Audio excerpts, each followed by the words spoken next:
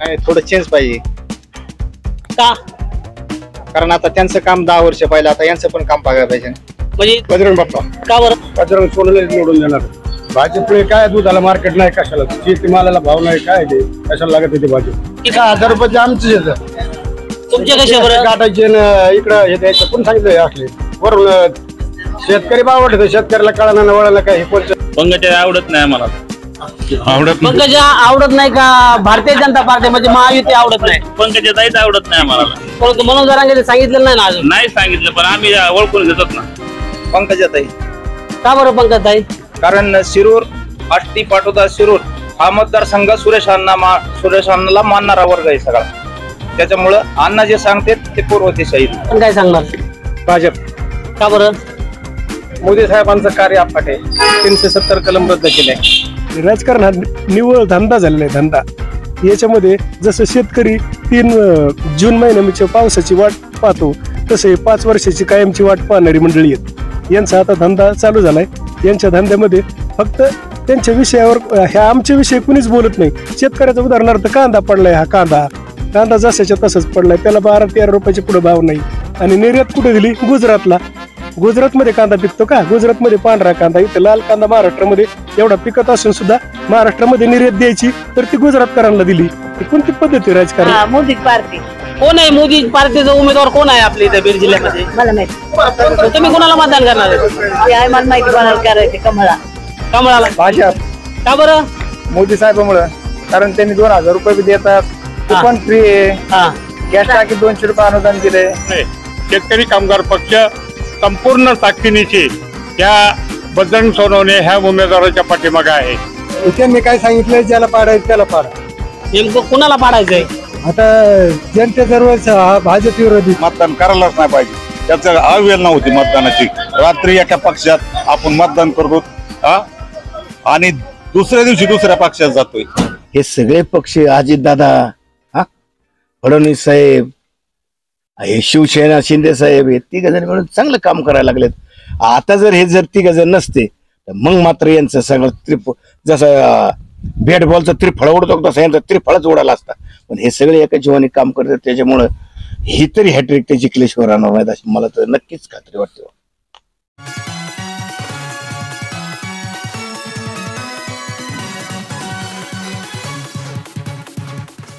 कोण होणार बीड जिल्ह्याचा खासदार या तेज वार्ताच्या क्या बोलती पब्लिक या विशेष कार्यक्रमामध्ये आपलं सर्वांचं स्वागत.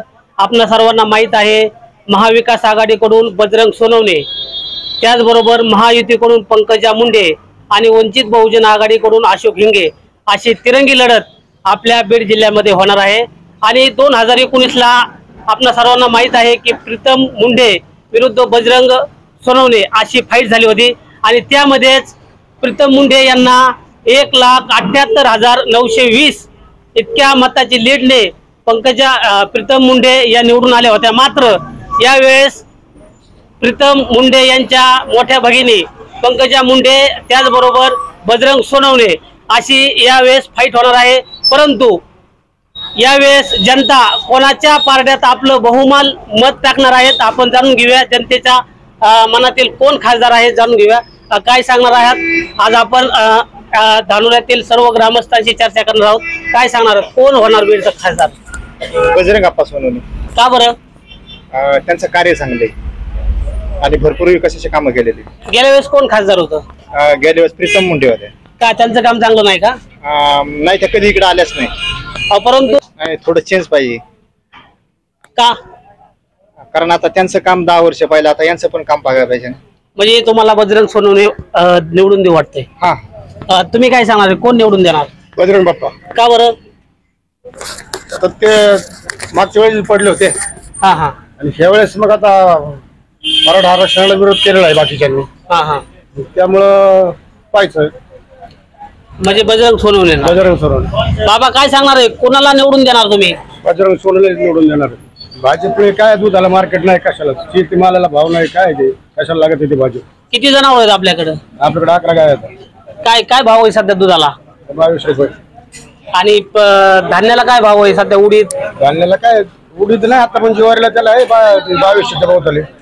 परंतु तुम्हाला मोदी सरकारने 6,000 रुपये आपल्या खात्यात जमा होते. 6,000 रुपये आमचेच येतं. तुमचे कसे बरं? काटायचे इकडं हे द्यायचं कोण सांगितलं असले वरून शेतकरी बावडले शेतकऱ्याला कळणार वळायला काय कोणतं म्हणजे बजरंग सोनवणेला आपण निवडून देणार. बजरंग सोडले निवडून देणार. तुमचं काय म्हणणं आहे? बजरंग बाप्पाच.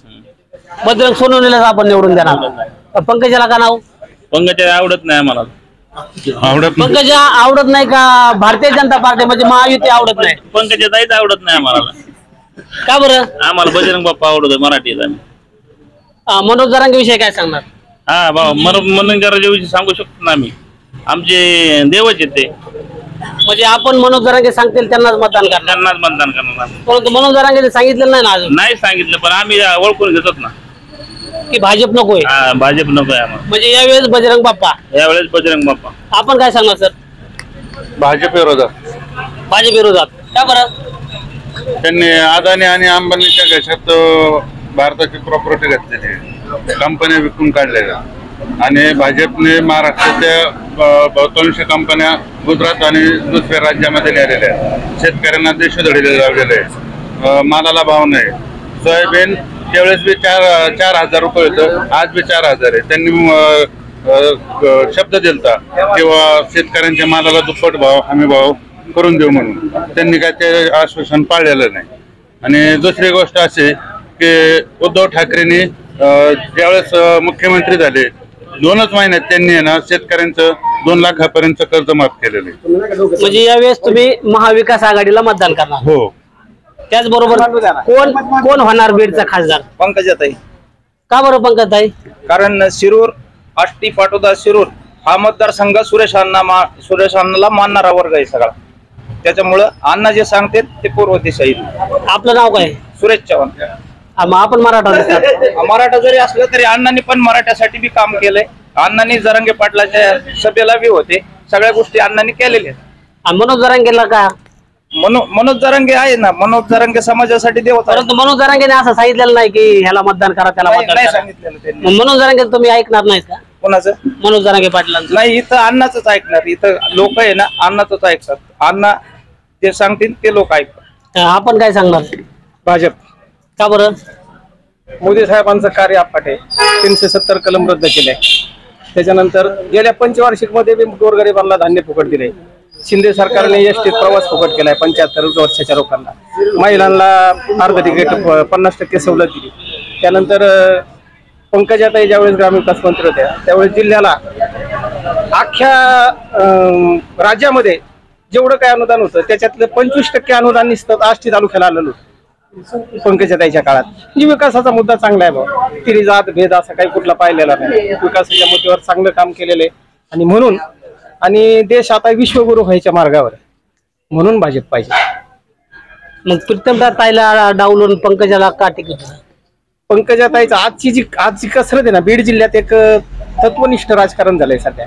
त्याच्यामुळं प्रीतमताईला डावललं आणि पंकजाताईला उमेदवारी दिली. आपल्याला माहित आहे का प्रीतम मुंडे यांना भारतातील निष्क्रिय खासदार म्हणून त्यांनीच हे केलेलं आहे? हा मान्य आहे ना. सरकारने निष्क्रिय खासदार घोषित केलं आणि ग्राउंड लेवलवर प्रीतमताईविषयी जो मत आहे ते लोकांचं थोडं नाराज झालं. त्याच्यामुळे प्रीतमला या ठिकाणी पंकजाताईला उमेदवारी दिली. परंतु पायातील चपलापासून तर डोक्याच्या टोपीपर्यंत जीएसटी लागू केलेली आहे या भारतीय जनता पार्टीने. आणि या जीएसटी मध्ये सर्वसामान्य लोकांचे कंबरटे मोडले तरी पण तुम्ही भाजप? मान्य आहे ना कंबरट मोडलं पण देशहिताचं जे कार्य आहे ते मोदीचं चांगलं कार्य आहे. देशहिताचं देशहिताच्या कार्याला बघा तुम्ही जसं मोदी सरकार आलं त्यापासून जेवढे काही दंगे होते हे कमी झाले. परंतु मणिपूरमध्ये तुम्हाला माहित असेल महिला विवस्त्र धिंड काढली याच भारतीय जनता पार्टीच्या काळामध्ये काढली ना. मान्य आहे पण एखादं असं उदाहरण आहे ना तेवढंच तुम्ही लावून धरता का? अनेक बाकीचं चांगलं कार्य बघा ना. त्यांचं चांगलं कार्य बघा ना. देशामध्ये अनेक चांगले कार्य केलेत ना. एवढं एखादं झालं तर तेवढ्यावर माणूस लावून धरतो असं नाही ना. चांगलंही बघा. परंतु या भारतीय जनता पार्टीच्या काळामध्ये सगळ्यात जास्त दंगली किंवा महिलावर अत्याचार जातीय दंगली जास्त प्रमाणात घडलेल्या आहेत. नाही ना हे मत चुकीचं आहे. नाही घडल्या. म्हणजे तुम्ही भारतीय जनता पार्टीच्या पंकजा मुंडेलाच मतदान करा? 100%. ओके. आपण काय सांगणार आहेत बाबा? बजरंग बाप्पा सोनवणे. का बरं? आपला मराठा समाजाचा आहे तो. आज 10 वर्षांना निवडून दिलंय. काय केलं 10 वर्षामध्ये? उद्धव ठाकरे 2.5 वर्षात शेतकऱ्याचं कर्ज माफ माझं नसलं केलं ते जगाचं केलं ते माझं केलं लिहून. आज उद्धव ठाकरे 1 नंबरला येणार. महाविकास आघाडी सत्तेवर येणार. हा, महाविकास आघाडी सत्तेवर येणार. शेतकऱ्याचं पूर्ण वाटोळं कांदा रस्त्यावर फेकून दिलाय. परंतु मोदीने आपल्या खात्यात 6,000 रुपये जमा झाले. आमचेच घेतात आमचेच कापी दे. दुधाला काय भाव आहे? दुधाचं वाटोळं केलं. 18 रुपयाने 20 रुपयाने म्हशीचं दूध काय केलंय? अहो जरांगे पाटलं तोंडावर रक्त आलं केलं की विचार कोणी? जरांगे पाटलाच्या आदेशाला आपण मान्यता देतो. मग मी मराठाच आहे ना. म्हणजे जरांगे पाटील ज्याला सांगते त्यांनाच मतदान. हा ठरलेलंच आहे ते. आता कळण पुढं तुम्हाला. गेल्या वर्षी कोण खासदार होतं? काय करायचं पहिलं असं तिथे येऊन गेले बीड जिल्ह्यात काय केलं कोणाचं काम? म्हणजे यावेळेस बजरंग बाप्पालाच आपण पसंती बजरंग देणार. बाप्पा 101% आहे. मी वाजवून सांगतो बजरंग बाप्पा 101% आहे. काय सांगणार सर? कोणाला मतदान करणार? कोण होणार खासदार? बजरंग बाप्पा. का बरं?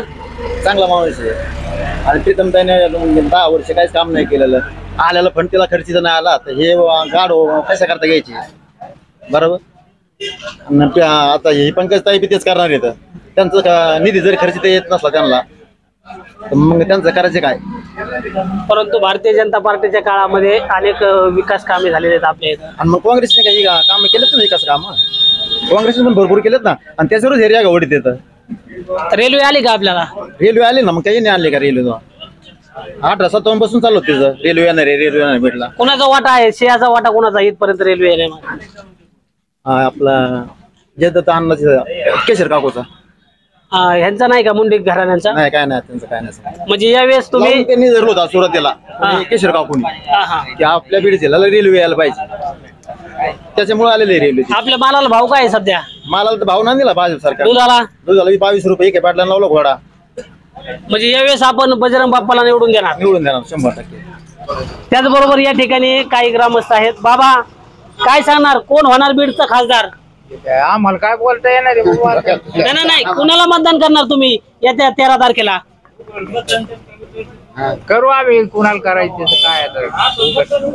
तुम्ही काय कुणाला सांग कुणाला मतदान करणार? का बरं? कशामुळे बजरंग बाप्पा सोनवणे? पण बजरंग बाप्पा तुम्ही कुणाला मतदान करणार? बघू आम्ही आमच्या पद्धतीने करू. ज्याला करायचं त्याला. ज्याला करायचे त्याला बघू असं म्हणतात. काय सांगणार बाबा कुणाला मतदान करणार? काहीच नाही सांगणार आम्ही. का बरं? गुपित आहे का? तुम्ही कुणाला मतदान करणार? मतदान उघड कसं विचारता तुम्ही कुणाला करणार? तुमचा कौल कुणाकडे आहे? कोण हो वाटतं तुम्हाला खासदार बीड जिल्ह्याचा? आम्हाला मराठा समाजाचा वाट. म्हणजे बजरंग बाप्पा मराठा समाजाचे आहेत. त्याचबरोबर वंचितचे उमेदवार अशोक हिंगेही मराठा समाजाचे आहेत. मग या दोन्ही पैकी कोणाला आपली पसंती? अशोक हिंगे. वंचित बहुजन आघाडीच्या. का बरं वंचित बहुजन आघाडी? आता हे दोन्ही सोडून त्यांना केलेलं बरेच फायदेच आहे ना. दोन्हीकडून त्यांना मग ते फायद्याचे ठरतील का? मग तुम्ही वंचित बहुजन आघाडीला मतदान करणार. तुम्ही कुणाला बाबा मतदान करणार? मतदानच करणार नाही. बहिष्कार आहे का मतदानावर? बहिष्कार आहे आपला.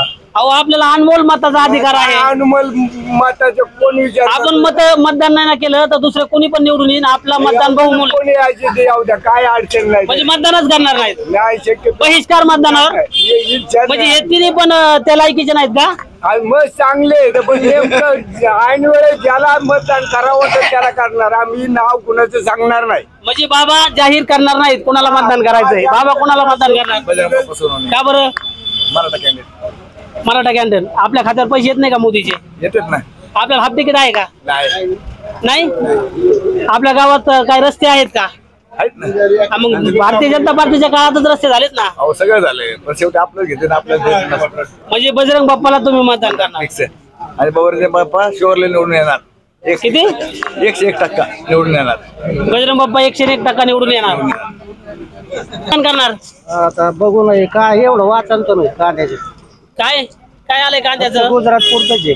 महाराष्ट्राची निर्यात गुजरात पुरती आहे का? बाकीची बंद आहे का? वाचत पेपर वाचत तुम्ही. आम्ही वाचलाय पेपर. नाही नाही पेपरलाच येते. अहो आम्ही पेपर वाचलाय पण तुम्ही मतदान कोणाला करणार तुम्ही सांगा बरं काय असा भेदभाव गुजरातची निर्यात बंदी 2000 कारण चालू झाली महाराष्ट्राची नाही. तुम्ही सांगा कशामुळे नाही विचारा मोदीला जाऊ. मग आता तुम्ही रोज पेपर वाचतात तुम्ही शिकलेले आहेत मग तुम्ही समजून घ्या ना. मग आता मी समजून घेतलं पेपर वाच कोणाला मतदान करणार ते नाही सांगू शकत आहे. गुपित आहे का हा कोणाला मतदान करणार बजरंग बाप्पा सोनवणे. का बरं नवीन चेहरा मराठीचा योद्धा लढतोय आणि नवीन चेहरा पाहिजे. गेल्या पंचवर्षीला जो खासदार होता याचा चेहरा बी माहित नाही कोण आहे काय आहे माहित बी नाही आतापर्यंत बघितलं नाही कसे काय कुठले. आता हे नवीन चेहरा भेटणार बजरंग बाप्पा फिक्स आहे. आम्ही यावेळेची समन्वय जनता पार्टीचे उमेदवार भगतसिंग राठोड यांना मतदान करणार आहे. त्याचं असं कारण आहे की महाराष्ट्रामध्ये जवळपास गोरबंजारा समाज 12% असून पण इथच्या राजकीय एकाही पक्षाने आमच्या समाजाच्या माणसाला उमेदवारी दिली नाही. त्याच्यामुळे जे समन्वय जनता पार्टीच्या उमेदवाराला आम्ही मतदान करणार आहे. त्याचं असं कारण आहे की इथंचे जे समजा संविधान असं सांगतं की जितकी जितकी संख्या भारी उसकी उतकी भागीदारी.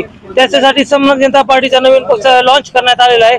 जर समजा तुम्ही आम्ही जर समजा 5% 10% असू तर त्याचे आमदार किती पाहिजे त्याचे खासदार किती पाहिजे तशा पद्धतीने समजा येणाऱ्या काळामध्ये समन्वय जनता पार्टीचे ध्येय धोरण असे की सगळ्या लोकांना सोबत घेऊन चालायचं आहे आणि सगळ्या लोकांच्या जात धर्माच्या सगळ्या लोकांना सगळ्याला जागा दिली पाहिजे. यासाठी जे आम्ही समन्वय जनता पार्टीला मतदान करणार आहे. भाटायचं आहे मोदीला. का बरं चांगलं माणूस मोदी उभा नाहीत पार्टी मोदीच पार्टी हा मोदीची पार्टी. कोण आहे मोदी पार्टीचा उमेदवार कोण आहे आपल्या इथे बीड जिल्ह्यामध्ये मला माहिती मग तुम्ही कोणाला मतदान करणार आहे ते आहे मला माहिती कोणाला करायचे कमळा. कमळाला का हा मला फोन आलता ना त्यांचा कोणाचा आलता फोन मोदीचा मोदीचा एक मॅडमनी बोलली होती बातमी. काय म्हणल्या म्हणले मतदान मोदीला करा म्हणून. म्हणजे मोदीला मतदान करायचं तुम्हाला पैसे देत का मोदीचे हा पैसे येतात आम्हाला म्हणजे मोदीला मतदान करायचं कमळाला हा कमळाला. काय नाव तुमचं खालिद सय्यद. कुणाला मतदान करायचं यावेळेस भाजप.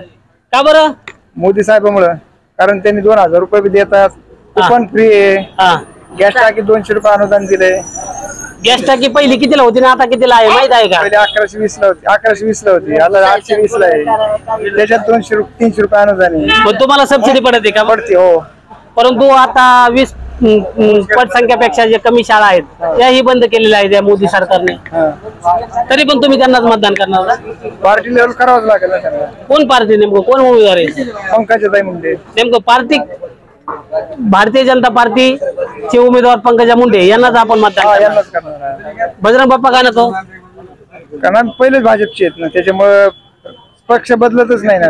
म्हणजे पक्ष सांगतील तसं दुसरं कोणीच नाही दुसरं कोणी पंकजा मुंडे. काय नाव आपलं मी शिवाजी बाबूराव सुरोशे राहणार कुंडी तालुका आष्टी जिल्हा बीड. सध्या बीड जिल्ह्याची निवडणूक रणधुमाळी सुरू आहे. प्रत्येक उमेदवार पायाला भेंगरे राहून प्रत्येक गावोगावी खेडेगावात घराघरी जाऊन आपला प्रचार करत आहेत. आपल्या चिन्हाची ओळख नागरिकाला म्हणजे मतदाराला दाखवत आहेत. त्यांचे कार्यकर्त्यांनीही आता पायाला भेंगरे लावलेले आहे. प्रत्येकाला वाटतं मी खासदार नेमकं कोण खासदार. सगळ्यात महत्वाचा मुद्दा असा आहे की बीड लोकसभा मतदारसंघामध्ये शरद पवार गटाचे उमेदवार बजरंग सोनवणे यांना उमेदवारी दिलेली आहे. मराठा क्रांती मोर्चाचा एक कार्यकर्ता म्हणून आणि त्या आंदोलनामध्ये सक्रिय कार्यकर्ता म्हणून मराठा समाजाला मी कळकळीची विनंती करतोय की ज्या उमेदवारांनी मराठ्याला आरक्षण देऊ नये अशा प्रकारची भूमिका जी घेतलेली आहे आणि आमचे नेते माननीय अध्यक्ष जयवंत पाटील साहेब यांनी त्या पक्षाबरोबर आमची युती असल्यामुळे शेतकरी कामगार पक्ष संपूर्ण ताकदीनिशी या बजरंग सोनवणे ह्या उमेदवाराच्या पाठीमागे आहे.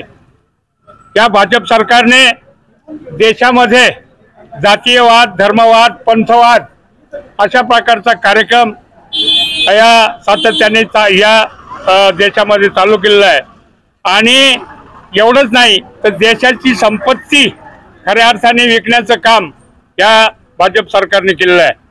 आज सुशिक्षित बेरोजगाराचे प्रश्न आहेत, शेतकऱ्याचे प्रश्न आहेत आणि त्याचबरोबर सर्वसामान्य नागरिक खऱ्या अर्थाने भयभीत झालेला आहे आणि त्याच्यावरती काय कारवाई होते.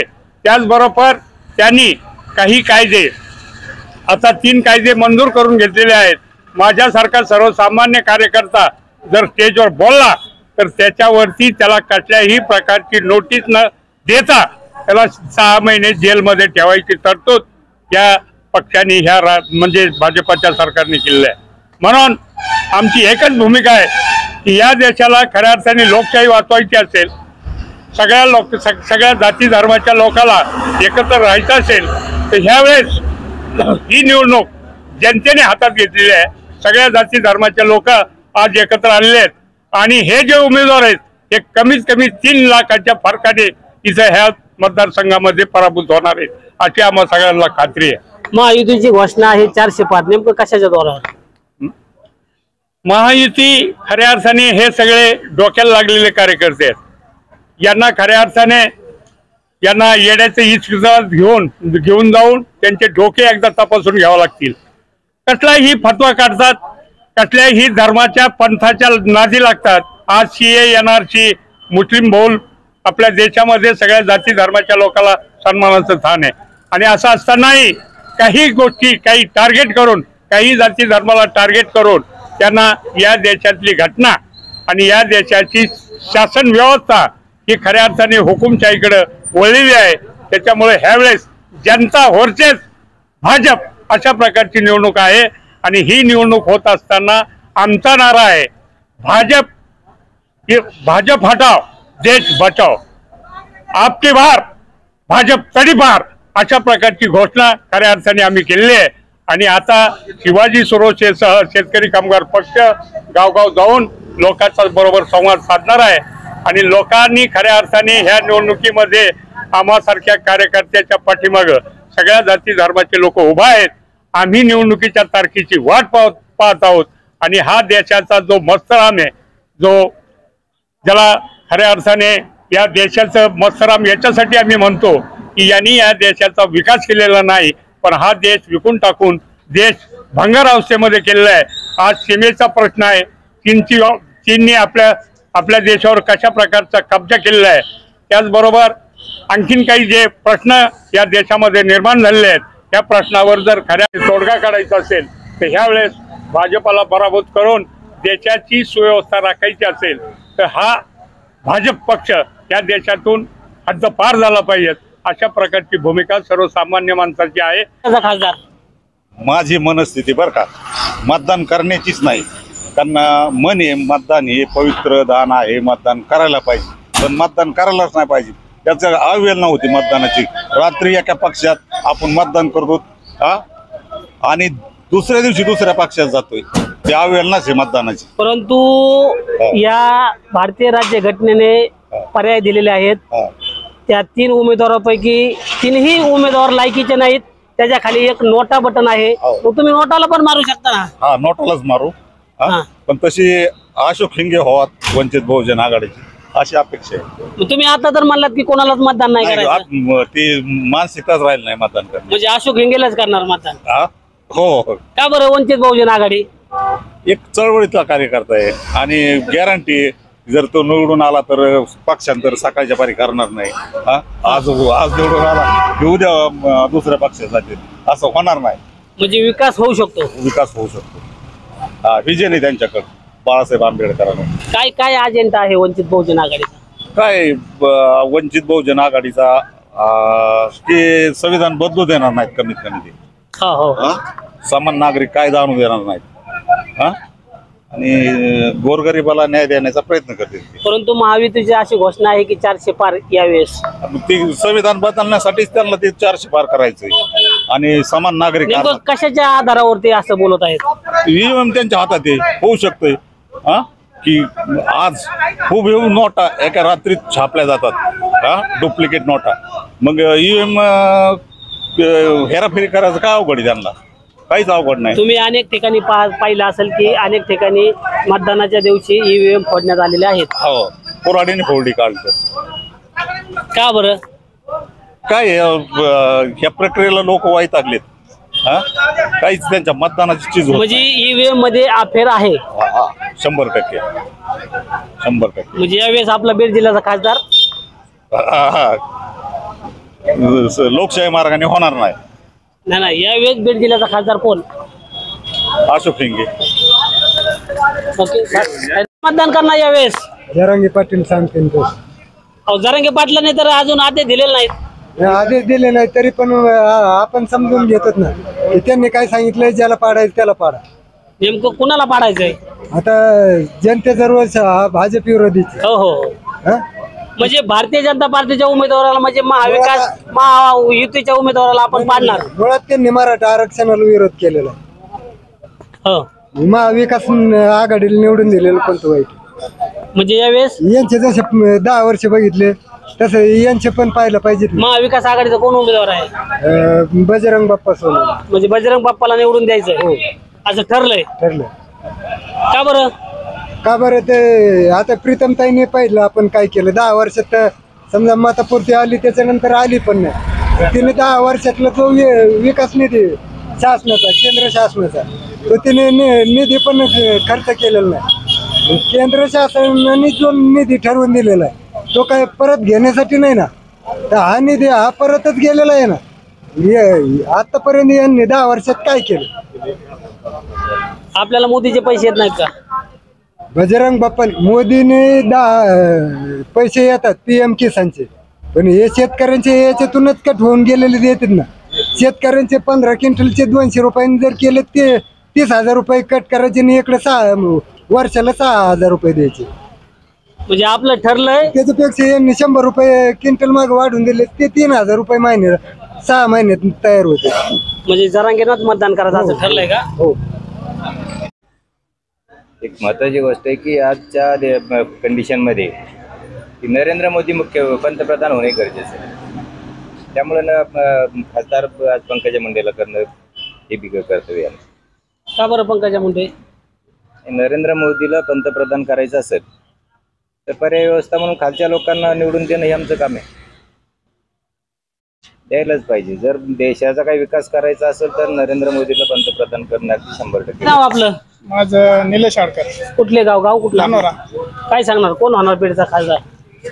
बीडच्या खासदाराच्या बाबतीत तर देशाचा जो मूड आहे त्या अँगलने आता एक हाती सत्ता आणि चांगल्या परफॉर्मन्सच्या गव्हर्नमेंटची गरज आहे केंद्रामध्ये.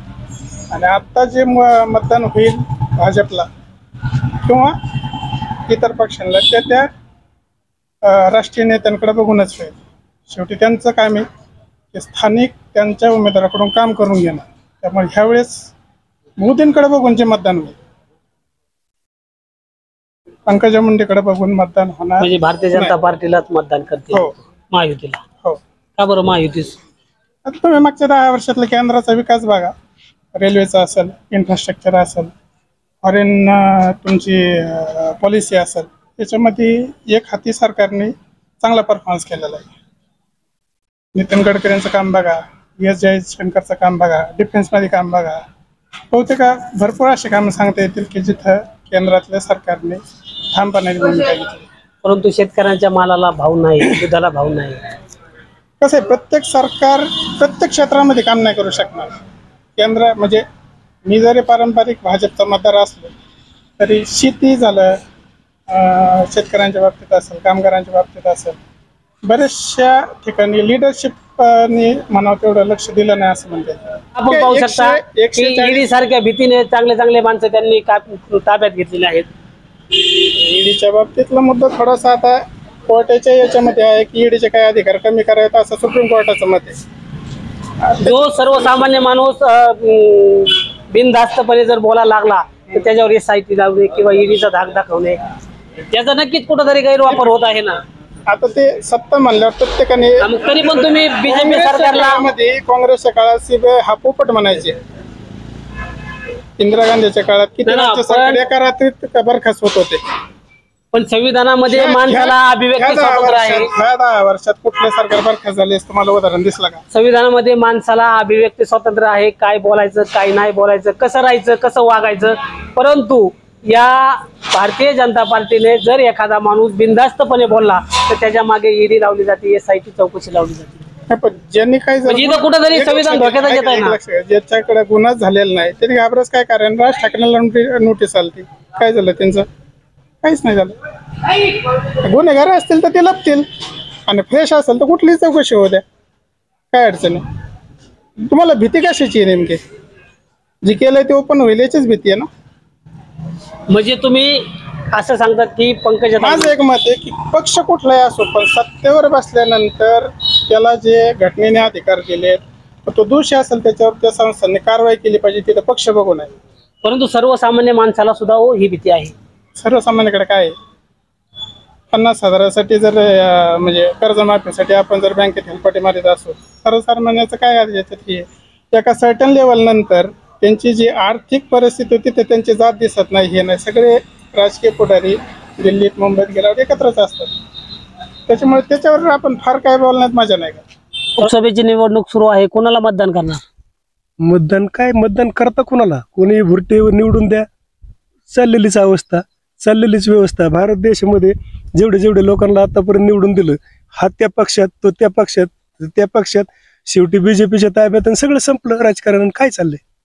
पण तरी पण कोणाला तरी निवडून द्यावं लागेल आपल्याला. नाही निवडून देताना आम्ही सांगू आमचं स्पष्ट मत, आणि आमच्या नंतर जर ईडीची चौकशी चालू झाली तर पण माझी एक प्रामाणिकपणे इच्छा आहे, हे जे राजकारण आहे हे राजकारण मोठ्या मोठ्या लोकांच्या भोवती फिरते आणि राजकारण हा निव्वळ धंदा झालेला आहे, धंदा. याच्यामध्ये जसं शेतकरी 3 जून महिन्याच्या पावसाची वाट पाहतो तसे 5 वर्षाची कायमची वाट पाहणारी मंडळी आहेत. यांचा आता धंदा चालू झालाय. यांच्या धंद्यामध्ये फक्त त्यांच्या विषयावर, ह्या आमच्या विषयी कुणीच बोलत नाही. शेतकऱ्याचा उदाहरणार्थ कांदा पडलाय, हा कांदा जसाच्या तसाच पडलाय, त्याला 12-13 रुपयाच्या पुढे भाव नाही. दुसरी गोष्ट तूर आली, तुरीचं तेच केलं, बाकीचे इतर मालांचं तेच केलंय, उडदाचं पण तेच केलं. आणि सगळ्यात शेवटी थोडं फार टमाट्याला शेतकऱ्यांना 10-5 रुपये मिळायला लागले की टमाटे सुद्धा बाहेरून आवक केले. आणि निर्यात कुठे दिली? गुजरातला. गुजरातमध्ये कांदा पिकतो का? गुजरातमध्ये पांढरा कांदा, इथं लाल कांदा महाराष्ट्रामध्ये एवढा पिकत असून सुद्धा महाराष्ट्रामध्ये निर्यात द्यायची तर ती गुजरातकरांना दिली. ही कोणती पद्धती राजकारण? त्याच्यामुळे या राज्य घटनेमध्ये तरतूद केलेली आहे निवडणुका दर 5 वर्षाला येतात आणि ज्या ज्या ठिकाणी शेतकऱ्यांचे पिकाला भाव नाही, दुधाला भाव नाही, त्यामुळे निवडणुकीमध्ये आपल्या मताचा, आपल्या विचाराचा माणूस निवडून द्यावा लागत असतो. तुमचं म्हणणं बरोबर आहे, पण शेतकरी जो पीडित चाललाय, जो दळणासारखा दळत चाललाय, त्याचं काय? उदाहरणार्थ वीज बिल, त्याला वीज बिलाचं माफ करू, वीज बिलाचा तपास नाही म्हणले. पीक विमा येईन, पीक विमा येईन, 1 रुपयात पीक विमा. कुठे गेला तुमचा पीक विमा? दुसरी गोष्ट, ते म्हणले होते की शेतकऱ्यांना आम्ही अनुदान देऊ. दुधाचे भाव कुठे पडलेत, घसरलेत? कुठे गेलं अनुदान? कुठे गेले कांद्याचं अनुदान? हे नुसतं म्हणायलंय. आणि 50,000 रुपयापर्यंतची सबसिडी देऊ, त्यांना कर्जमाफी करू. कुठे गेलं आमचं कर्ज? आणि दुसरी गोष्ट महत्वाची सांगतो, हे जे 2-2, 4-4 हजार, 6,000 रुपये आम्हाला वार्षिक दिले जातात ना, 6,000, तर त्याचं एक उत्तम उदाहरण मी सांगतो तुम्हाला. आम्ही किमान कितीही गरीब शेतकरी कमीत कमी वर्षाकाठी 1 लाखाचं बियाणं खरेदी करतो. आणि तुम्ही GST लावली 18%. 18%ने 1 लाखाचे किती झाले? 18,000 रुपये. आणि आम्हाला देतात किती? 6,000 रुपये वर्षाला. उरलेले 12,000 आमचेच गव्हर्नमेंटकडे राहतात. आणि आमच्यावर उपकाराची भाषा बोलता कशाला? त्यापेक्षा आमच्या मालाला आम्हाला अधिकार द्या. आमच्या मालाची किंमत ठरवायचा, त्या दिवशी आम्ही सरकारला 6 नाही 12,000 रुपये वार्षिक भरू. मग यासाठी आपल्याला आपल्या हक्काचा उमेदवार निवडून द्यावा लागेल. उमेदवार देता कोणता? हे सगळे चोरच. याला दिलं की दुसऱ्या दिवशी त्या पक्षात, त्याला द्यावा तर तिसऱ्या दिवशी त्या पक्षात. म्हणजे शेवटी कुठं बी चाळण लावली तरी शेवटी तिथंच गळून येते. त्याच्यामुळं उमेदवार एवढं निवडणं सोपं राहिलं नाही पहिल्यासारखं. मग आपण मतदान कोणाला करणार? नाही मतदान तर मी सांगूच शकत नाही. मी प्रथमतःच सांगितले, मतदान करता कोणाला? करण्याच्या लायकीचे असले तर करूत ना. इथं यांचा भरोसाच नाही, 1 मिनिटाचा भरोसा नाही. अहो, पाईपलाईन गेली एवढी मोठी इथून मधून. या पाईपलाईन इतका करोडपती कोट्याधीश शेतकरी कुठं झाला नसता या गॅसच्या पाईपलाईन मध्ये. हे भामटे सगळे यांनीच हप्ते खाल्ले. पार मी मंत्रालयापर्यंत गेलो, पार कृषी मंत्र्यापर्यंत गेलो, सगळीकडे जाऊन फिरून आलोय. माझ्या प्रश्नाला कुठंच वाचा फुटली नाही. शेवटी मलाच म्हणले तुम्ही मॅनेज व्हा, तरच जुळणार नाही तर जुळणार नाही. इतकी तर बिकट अवस्था आहे शेतकऱ्याची. मग आपला निवडणुकीवर बहिष्कार आहे काय? 100% बहिष्कार आहे. मग आपण मतदानच नाही करणार? नाही, माझं स्पष्ट म्हणण्याचा उद्देश आहे, दुनिया चालली कुठं? हे लहान लेकरं एवढे शिकले, एवढ्या पिढ्या बरबाद व्हायला लागल्यात. आज दारूकडं व्यसनाकडं लहान लेकरं वळायला लागलीत. यांच्या भरत्या गेल्या कुठं? भरतीचा तपास नाही. हे जे बाकीचे लेकरं MPSC UPSC साठी लढतात त्यांच्या परीक्षेचा तपास नाही.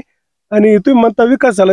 कुठे विकास झाला कुठं? मला दाखवा ना कुठं विकास झालाय. माझं स्पष्ट मत आहे, कोणाला निवडून द्या, शेवटी काही उपयोग नाही. कारण ज्यांनी 70 वर्ष भोगले त्यांनी त्यांचं भागलं, यांनी भागिलं यांचं. आणि आता आलं EVMचा घोटाळा. EVMचा घोटाळा म्हणजे इतका दांडगा घोटाळा आहे, तुम्ही कुठं फुली मारा, फुली तिथंच जाणार. हे आम्हाला स्पष्ट दिसतंय, आम्हाला कळतंय. जरी सुद्धा न्यायालयाने त्यांना दिला असेल, न्यायालयाने आदेश दिलेले आहेत की EVM वरच मतदान होतं. हा, न्यायालयाने जरी आदेश दिले असले तरी आमचा न्यायालयावर सुद्धा भरोसा राहिलेला नाही. कारण का? त्याचे कारण सांगतो. आता पहा ना तुम्ही न्यूज आत्ताच्या न्यूज, बाया माणसांनी बऱ्याच ठिकाणी मशीन तोडल्यात. कारण त्यांना तो घोटाळा स्पष्टपणे दिसलाय. याचा अर्थ 100% हे परत एकदा त्यांच्याकडेच अधिकार घेणार, परत पुन्हा तेच निवडून येणार, परत बे पुन्हा जय शेते. दुसरं काय होणार आहे? अहो, ह्या तरुण पिढी पूर्ण बरबाद व्हायला लागली. एक पिढी ज्यावेळेस बरबाद होते ना, त्यावेळेस कमीत कमी तो देश सुधारण्यासाठी कमीत कमी 50-60 वर्षाचा कालावधी लागतो. मग कुठंतरी बदल झाला पाहिजे. बदल 100% व्हायलाच पाहिजे. पण आमच्या मताचे लोक तर उभे पाहिजेत ना. काय आपलं मत? माझं स्पष्ट मत आहे, डॉक्टर बाबासाहेब आंबेडकरांनी जी राज्यघटना लिहिली, राज्यघटनेमध्ये काय लिहिलंय माहिती का? हे चेंज करण्यासाठीच आहे सगळं. पण चेंज करताना कुणी जातीवर बोट ठेवतंय, कुणी ह्या जातीवर, कुणी त्या जातीवर निवडणुका निवडून येणार. आणि शेवटी तिथंच बे. बाबासाहेब म्हणाले होते पूर्वी हुकुमशाही होती, परंतु आता लोकशाहीमध्ये प्रत्येकाला मतदानाचा अधिकार दिलेला आहे. आपल्या विचाराचा माणूस निवडण्याचा आपल्याला अधिकार आहे. तुमचं म्हणणं एकदम स्पष्ट बरोबर आहे. माझं स्पष्ट मत सांगतो, त्या काळी बाबासाहेब आंबेडकरांच्या काळी महात्मा ज्योतिबा फुलेंसारखा एक योद्धा तयार झाला, ज्यांनी शिवाजी महाराजांची ही जन्म आपल्या ही समाधीचा शोध लावला. ज्या काळी, त्या काळी सुद्धा 18 पगड जाती एक होत्या. त्या आज का नाहीत? आज का विरोध चाललाय? कोणी जरांगे पाटलांचं नाव घेते, कोणी छगन भुजबळचं नाव घेते. स्पष्टपणे सांगतो, ह्या जातीवाद करून यांच्या फक्त खुर्च्या बळकवायच्यात आणि खुर्च्या ताब्यात घेतल्या की झाले राजे उद्याचे. कुठं चाललाय महाराष्ट्र माझा? कोण होणार बीडचा खासदार? आता सध्याला तर बाबा नरेंद्र मोदी साहेबांची तर लई तीव्र लाट आहे. त्याच्यामुळे ह्या वेळेला तर बीडचा खासदार भाजपचाच होणार, याच्यात काही शंका वाटत नाही. कारण का जिकडे तिकडे वातावरण सगळं नरेंद्र मोदीच चाललंय. त्याच्यामुळे बीडचा खासदार सुद्धा भाजपचाच होणार. का पंकजाताईंनाच का आणि बजरंग बाप्पाच का नको? तसं काय नाही. पंकजाताईला का आता तिच्या बापाचं बी आहे ना राव योगदान आहे ना. त्या माणसाने कमीत कमी पंकजाताईच्या वडिलांनी अख्खा महाराष्ट्र पिंजून काढला. त्यांनी जाहिरात लावल्या, छापल्या, गावागावात गल्ली गल्लीत गेले. त्या गे त्यांचं सुद्धा एक दुर्दैव त्यांचं निधन झालं म्हणून द्या सोडून, नाही तर आज तुम्हाला वेगळाच महाराष्ट्र दिसला असता. आज स्वर्गीय गोपीनाथ मुंडे साहेब जर असते ना आज तागायत, तर आज ह्या महाराष्ट्राचं तुम्हाला चित्र बदललेलं दिसलं असतं. त्याचं कारण एक आहे का, ह्या 5 वर्षामध्ये जो महाराष्ट्रामध्ये विकास झाला, त्या विकासामध्ये 1000 कोटीचं जी विद्यालय जी नागपूरला गेलं, ती विद्यालय नक्कीच जर स्वर्गीय गोपीनाथ मुंडे साहेब असते तर ती विद्यालय बीडला झाला असताना. बीडला आलेल्या विद्यापीठामुळं, याच्यामुळं, त्या शैक्षणिक संस्थेमुळं नक्कीच आपल्या बीड जिल्ह्यातले, आष्टी तालुक्यातले कमसे कम 1500 लोक तरी त्याला रोजगार मिळाला असता. पण काळाने घाला घातला आणि मुंडे साहेब आपल्यातून निघून गेले. त्यामुळं आपलं कधी आयुष्यात न भरून येणारं नुकसान झालेलं आहे. त्याच्यामुळं त्यांचं बी योगदान आहे. त्याच्यामुळं त्यांच्या मुलीला का होईना पण जनतेने भरभरून मतदान केलं पाहिजे एवढी अपेक्षा करतो आणि थांबतो. परंतु भारतीय जनता पार्टीच्या काळामध्ये तुम्ही पाहू शकता की शेतकऱ्यांच्या मालाला भाव नाही, दुधाला भाव नाही, शेतकरी आत्महत्या करत आहे, तरी पण आपण भारतीय जनता पार्टीलाच निवडून द्यायचं म्हणतात. लई गोष्टी येतात त्याच्या सगळ्या सांगायचं जर झालं ना तर आपण एका कुटुंबात असतो, कुणाला शर्ट असतं तर कुणाला धोतर असतं तर कुणाला पंचन असतो. त्याच्यामुळे काय असतं, सगळ्याला तर देऊ शकत नाहीत. पण देण्याचा ते नक्कीच प्रयत्न करते. येत्या 5 वर्षामध्ये जे झालं नाही ते नक्की केल्याशिवाय राहणार नाहीत. ते बाकीच्या वेळेला गोष्टी आल्यात लई 2-2 हजार टाके ते राहते दरबारीला कोणाला बी याच्यावर कशावर खात्यावर टाके जर म्हाताऱ्यांना पगार चालू सगळ्याला चालू चांगले राहू हे म्हणे. याच्या आधी तर यांनी तरी कुठं काय दिलं होतं झालं असेल थोडं कोणाला ना कमी जास्त झालं असेल. मग आता आपण नाही का करीत आपला जर वाड्या ओळखीचा असला तर त्याला बी वंचळ भरपूर ते जरा जातात टाकतात. तशी गोष्ट झाली असेल कुणाला मिळत तर कुणाला नाही मिळत. जागा नाही मिळत काहीला नसेल मिळत पण नक्कीच ती जागा भरून काढण्याचं काम यावेळेस मोदी साहेब करतील. याच्यात मला तर काही शंका वाटत नाही. म्हणजे आपण पंकजताईंनाच खासदार पाहू शकतात आणि त्यांना संसदेत पाठवणार. हा आता काळ्या दगडावर शिरे घेते काय दावा ती पंकजाताई ह्या खासदार होणार आणि एक लय चांगली गोष्ट झाली हो. हे सगळे पक्ष अजितदादा हा फडणवीस साहेब हे शिवसेना शिंदे साहेब हे 3 जण मिळून चांगलं काम करायला लागलेत. आता जर हे 3 जण नसते तर मग मात्र यांचं सगळं जसं बॅट बॉलचा त्रिफळ उडतो तसं यांचा त्रिफळच उडाला असता. पण हे सगळे एका जीवाने काम करतात त्याच्यामुळं ही तरी हॅट्रिक ते जिंकल्याशिवाय राहणार नाहीत अशी मला तर नक्कीच खात्री वाटते. काय नाव आपलं? पंडित अप्पंगरे. कोणाला मतदान करणार यावेळेस? वंचित बहुजन आघाडी. का बरं? कारण देशाला सध्या फुले शाहू आंबेडकर आणि फुले शाहू आंबेडकर विचारांची जास्त गरज आहे म्हणून आम्ही त्यांना वंचितला मतदान करणार आहे. परंतु सध्या वंचित आघाडीच्या ऐवजी सध्या पंकजा मुंडे त्याचबरोबर बजरंग सोनवणे यांचं जास्त हवा दिसत आहे. नाही हे साफ चुकीचं आहे. कारण वंचितकडे पण जो मतदार आहे तो क्वालिफाईड मतदार आहे, तो सुशिक्षित मतदार आहे आणि सुशिक्षित जो मतदार आहे तो बाळासाहेब आंबेडकरांनाच मतदान करणार आहे. म्हणजे त्यांनी दिलेले उमेदवाराच मतदान करणार आहे. कारण गेल्या वेळेस वंचित बहुजन आघाडीचे जे उमेदवार होते लोकसभेचे त्यांना जवळपास 93,000 मतदान पडलेले आहे. आणि ह्यावेळेस जे अशोक भाऊ हिंगे आहेत हे चळवळीतले कार्यकर्ते आहेत, त्यांच्या पाठीमागे मोठा समाज आहे, ते ह्यावेळेस जास्त मतदान घेणार.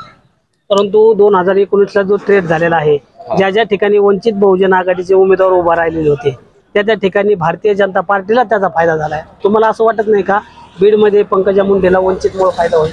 हे साफ चुकीचं आहे. हा गैरसमज आहे. वंचित बहुजन आघाडी ज्यावेळेस लढते त्यावेळेस ती स्वतःसाठी लढत असते आणि जे मतदान पडलं जातं ते काउंट केलं जातं.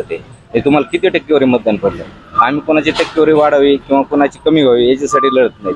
तर वंचित बहुजन आपण आष्टी तालुक्यातील धानोरा या ठिकाणी आलो होतो आणि सर्व जनतेच्या सर्व सुज्ञ मतदारांच्या आपण या ठिकाणी प्रतिक्रिया घेतलेल्या आहे आणि आपल्याला यामधून असं दिसून आलेलं आहे की संमिश्र जनतेच्या प्रतिक्रिया आहेत. परंतु येत्या 4 जूनला समजल कोण होणार बीडचा खासदार. कुणाच्या पारड्यात हे सुज्ञ मतदार आपलं मत टाकून त्यांना संसदेत पाठवणार हे येणारा काळ ठरवणार आहे. कॅमेरामन अनिल मोरेसह संदीप जाधव, तेज वार्ता न्यूज, धानोरा, आष्टी.